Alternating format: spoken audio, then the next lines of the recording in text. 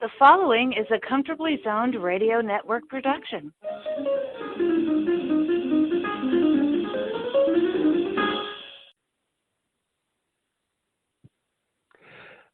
Good afternoon, good evening, good morning, wherever you may be, whatever time you might be listening.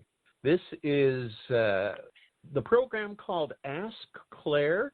You find us every week here along the Comfortably Zoned Radio Network. I'm your host, Claire Hall, and if you are an occasional or hopefully even a regular listener of this program, you know that I talk with a different guest every week and all sorts of interesting people about interesting topics, and baseball is certainly one of the recurring themes because to me it is the greatest of all sports. And today I want to welcome to the program a young man who has been a Facebook friend for several years now, and it's great to get to actually speak with him. Colin McCann, how are you today? I'm doing great, Claire. How are you? Just great. It's a rainy, cold day here in Oregon outdoors, but snug inside, recording a podcast. That's the way to be living. And what we're going to talk about... It's a nice and cold and sunny day here in Minnesota, so I can... Oh, what? And it's a nice cold and sunny day here in Minnesota, so... Yeah. Last I checked, it was in the upper 20s, low 30s, so... Oh, my gosh. Not too bad.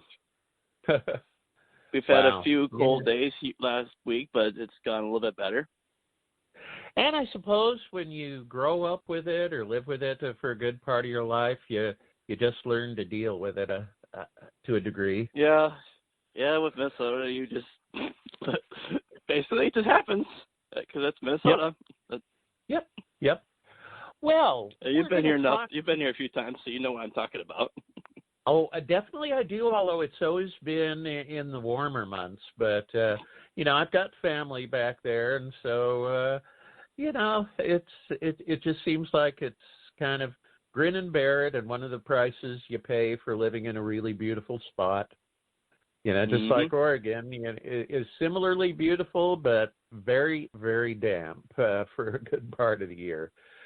But today we want to talk about a subject in baseball, and specifically a player named Roger Maris. He played for the Cleveland Indians and Kansas City Athletics early in his career, the St. Louis Cardinals at the end of his career, but the heart of his career and where he really gained baseball immortality was with the New York Yankees. And we'll talk a lot more about Roger Maris, but first off, I know that you have been leading an effort for many, many years to support the election of Roger Maris to the Hall of Fame. So before we jump into the Maris effort, just maybe would you mind sharing a little bit about yourself and what led you to this interest in Roger Maris? Yeah, so I live down in Rosebud, Minnesota. It's about a half an hour south of the Twin Cities of Minneapolis and St. Paul. So my parents bought me a film called 61. It's a film about Roger Maris and his 1961 and 61 season. Mm-hmm.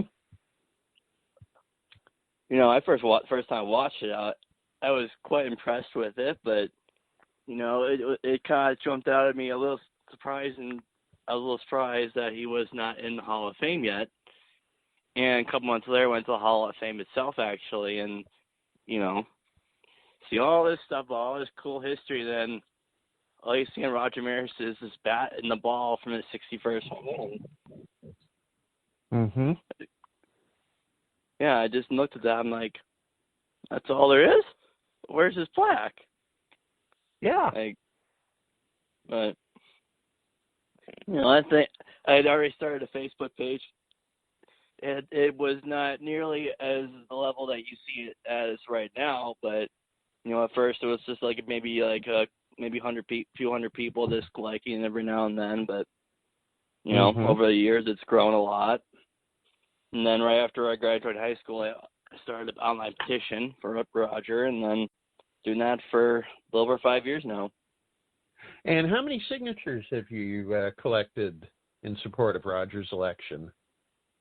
Just under 1,600 right now. Oh, that's a pretty impressive number, and I sure hope that the powers that be at the Hall of Fame will take that into consideration next time around. Hopefully 2020 is going to be the year for Roger Maris and some other overlooked, what I feel are really deserving candidates. And, I know you're familiar with this, but maybe not everybody listening is that Baseball Hall of Fame election really is a two-step process. The certified members of the Baseball Writers of America, they have a 15-year window where starting 5 years after a player's retired, they can vote him in or not. And it's a pretty high bar. You have to get 75% to be elected. And if you aren't elected, then it moves into, well, what for a long time was just a single Veterans Committee, and now a fairly recent innovation was to divide the one Veterans Committee into 4 committees, each focusing on a different era. And Maris, his career, he falls entirely within, I believe, what do they call it now? The Golden Era Committee, covering Golden Days. Golden Days, correct. Thank you. And it's just going to be interesting to see. I mean, you were really galvanized by the story of what Maris went through that season. He was a pretty solid player. I mean, he had already won the Most Valuable Player Award for the Yankees the year before, 1960. A pretty good feat on a team that had Mickey Mantle and Yogi Berra and a lot of other really outstanding players. And, going into 1961, the single-season home run record, which had been set in 1927 by Babe Ruth, is 60. It was really, I think, wouldn't you agree, seen as one of baseball's most cherished achievements. And, kind of the media and fan frenzy that resulted from it. A young man from the Midwest, really, he wasn't very well prepared to deal with that media onslaught. And in retrospect, I don't think the Yankees did him right. No, I can agree with. Yeah, the whole season. Yeah, I don't remember where I read it, but I remember reading somewhere that I think it was Bob Fischel actually who said that if they had thought of that, because I remember it was like 30 years after the fact, and he was watching like the way the press handled McGuire and Sosa's chase of the record, and he saw in hindsight looking back, I think if we had done something like that back in '61, maybe it wouldn't have been as hard. Maybe life would have been a little bit better and a little bit easier for Roger and Mickey.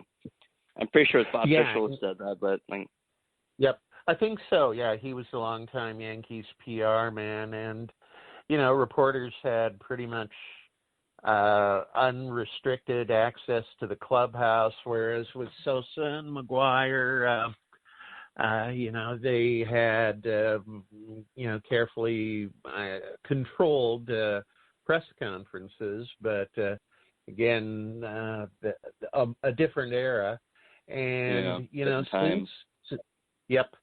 since Maris set that record, it has been surpassed by Sosa, McGuire, and also Barry Bonds, who is now the official single-season home run record holder, although Maris still has the American League record, if I'm correct. He still does.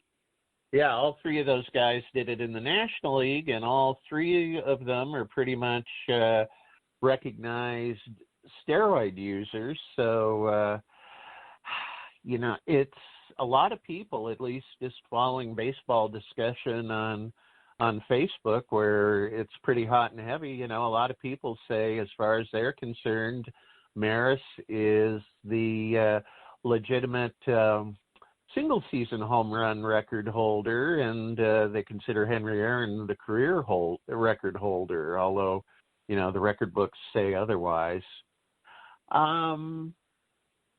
What do you say to folks who say, that, Maris had a really spectacular season and a couple of other very good seasons, but just didn't have the length of career or the level of high output that would actually put him into the Hall of Fame? I usually like just to tell people that, he played with heart every day. He gave his all every day on the line, Every day he suited, every time he put on those pinstripes, he knew he was going out there and getting booed every day. I can't even begin to imagine what that had to have felt like for him.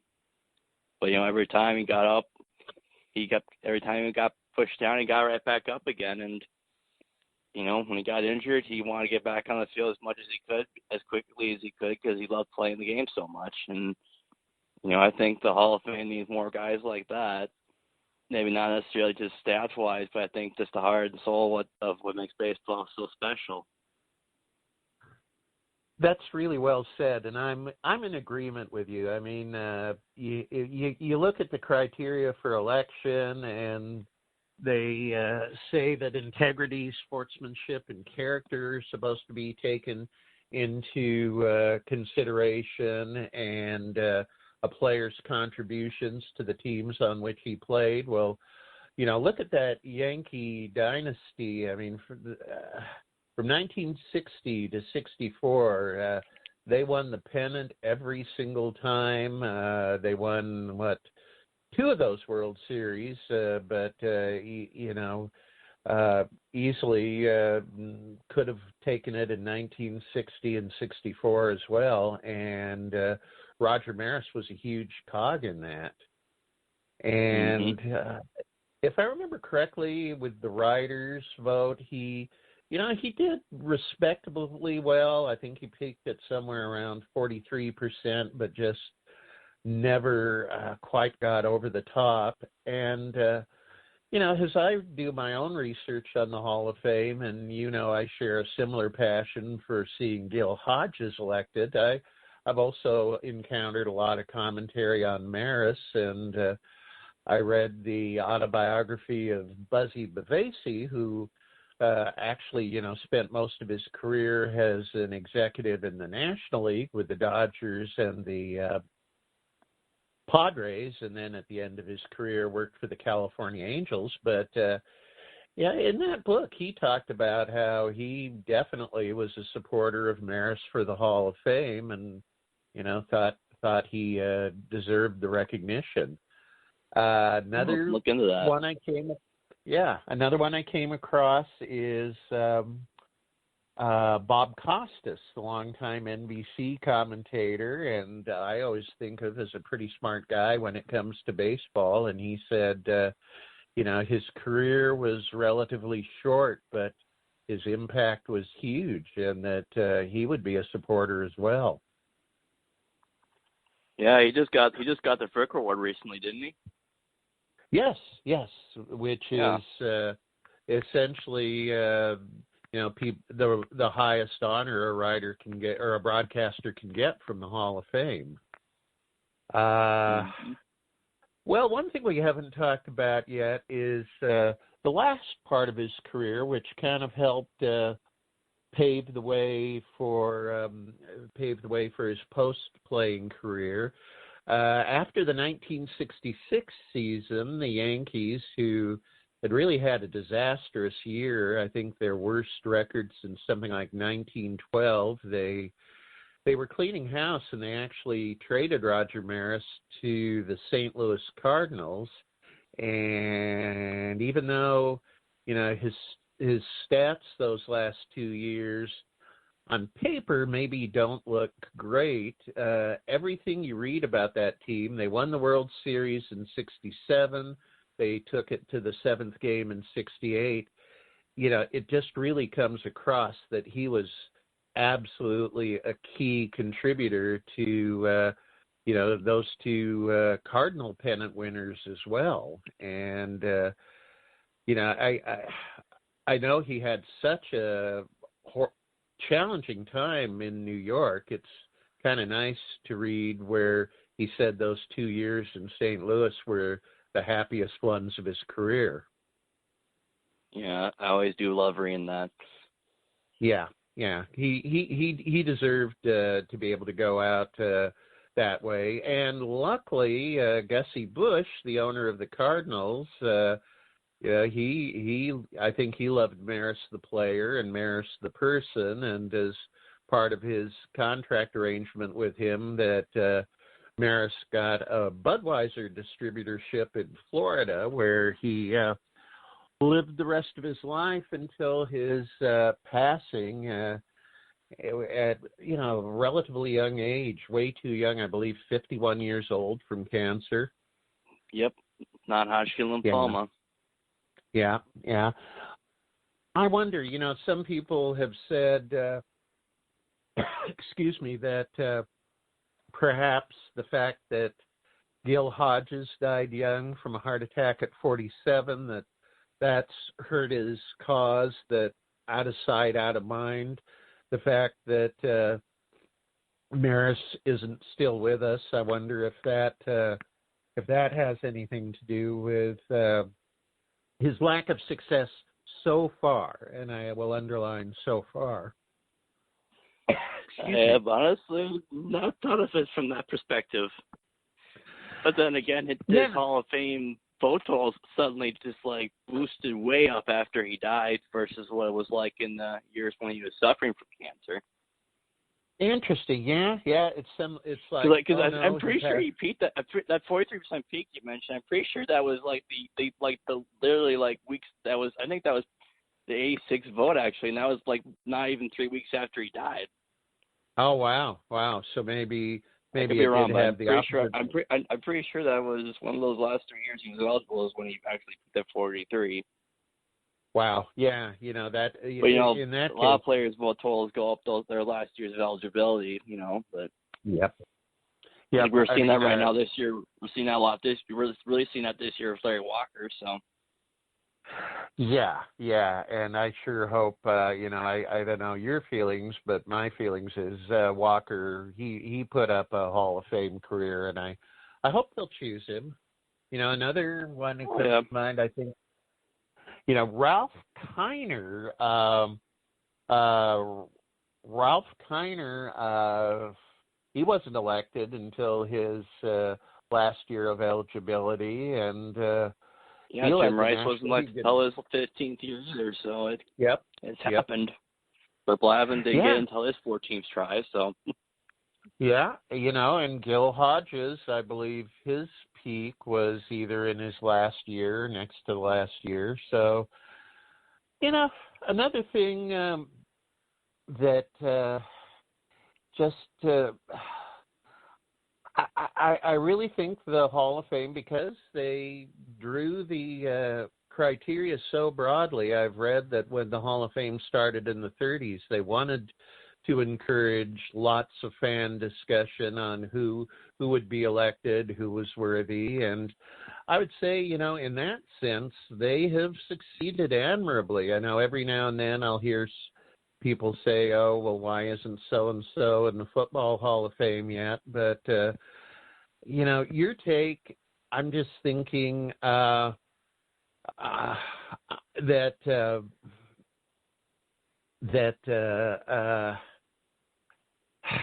I lost my train of thought. I'm sorry. That I can't imagine any other Hall of Fame that gets anywhere near this level of discussion.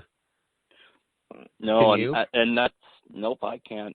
And I went to the Basketball Hall of Fame the same trip I went to the Baseball Hall of Fame, and I go in there, and there were, like, I think there were just as many names in the Basketball Hall of Fame as there are in the Baseball Hall of Fame. But I looked at, of course, this is 10 years ago, but I look at all the names that have been added since. I'm like, is there actually? And I keep asking myself, like I'm somewhat into basketball, but not as much as I used to be. But I ask myself, is there anybody who I honestly think deserves the Basketball Hall of Fame that actually is not in yet?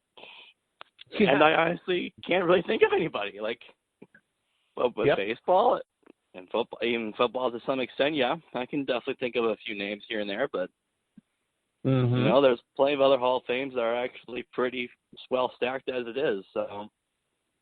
Yeah. But, baseball just has such a longer history. I think it makes more sense that there's more names out there that aren't in yet. Yep. I'm with you. During your quest, have you been able to contact or meet with any members of Roger Maris's family?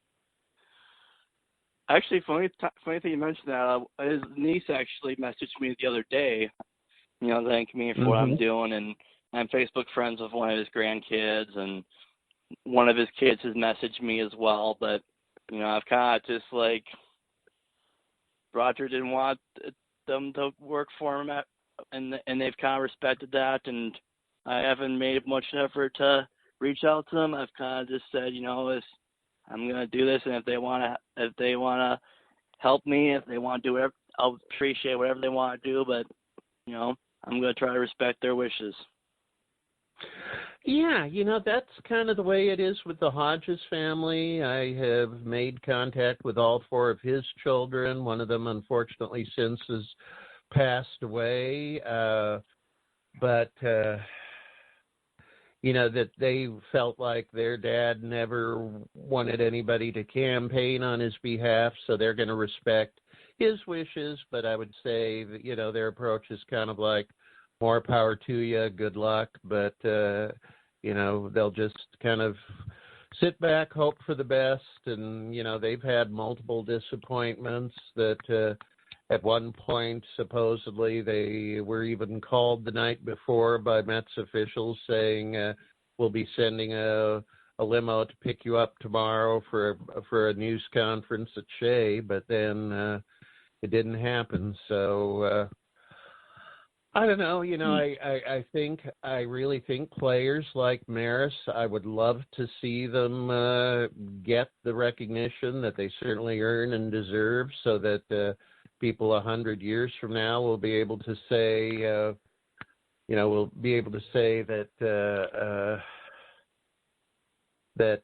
this is a person who was a significant contributor to the game, but I just like to think, that it's wonderful that, obviously you were born after Maris passed away, weren't you? Yeah, I was born in '95, so I was actually born like right after Mickey Mantle, a few days after Mickey Mantle died, actually. Oh my gosh! Wow. Yeah, it's funny timing on that, but. Yep. Well, again, it's one of the great appeals of baseball, the fact that, that a player's legacy does continue beyond his time. And, I'm sure if Maris was here, he would be quietly appreciative, knowing that he has a young fan carrying his banner. I hope so, too. Yeah, so we're running kind of into our last couple of minutes, but just any other thoughts you'd like to share on Roger Maris, the Hall of Fame, and the great game of baseball? Yeah, it's a good game, and Hall of Fame's a great place, but the next generation needs to learn the whole history. So sooner we get sooner we get more historic players from the past in, the better. And make Hall of Fame a more whole organization, I think, honestly. Yep. Well, Colin McCann, before we sign off, how can people find your petition and your page on Facebook? Yeah, so the Facebook page is called Roger Maris Belongs in the Baseball Hall of Fame. It's in all caps. There was a bit of a print typing error when I chose the title name, but then the petition is there'll be a link to the petition. I post on the page quite frequently and post it on my other social media accounts as well from time to time. So you can find it on the page and come give it a like and come sign the petition and share as many people as you can before I take it down. All righty. Well, best of luck. Best of luck in your quest, and hopefully. And in yours. Well, thank you very much. Yeah, hopefully we'll both be celebrating come December with the Golden Days vote. Colin McCann, my guest today on Ask Claire, talking about the quest to see Roger Maris earn his place in the Baseball Hall of Fame. Thank you all for listening, and until next time, happy trails. The proceeding has been a Comfortably Zoned network production. You are advised to keep your dreams wet, your humor dry, your children and grandchildren out of military recruiting offices and off the laps of clerics who wear dresses. Thank you for listening, everyone. Happy trails.